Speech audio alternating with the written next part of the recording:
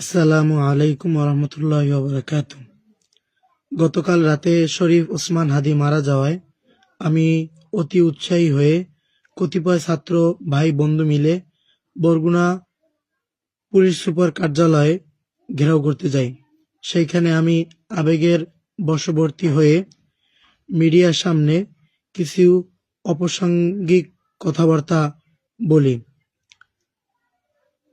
পরবর্তী সময়ে আমার ব্যাপক অনুশোচনা হয়।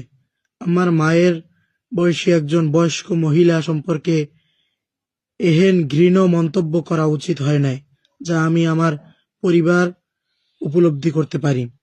আমি দলমত নির্বিশেষে আমার নিজের অজান্তেই মুখ থেকে বের হওয়া গালিগালাজের জন্য বরগুনার সকল জনগণের কাছে ক্ষমা চাই। আপনারা সবাই ক্ষমা করে দিবেন, নিজের স্নেহের ছোট ভাই মনে করে।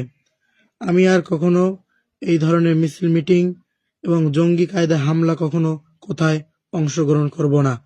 আমি আবারও বিনীতভাবে সবার কাছে ক্ষমা প্রার্থনা করি। ধন্যবাদ সবাইকে।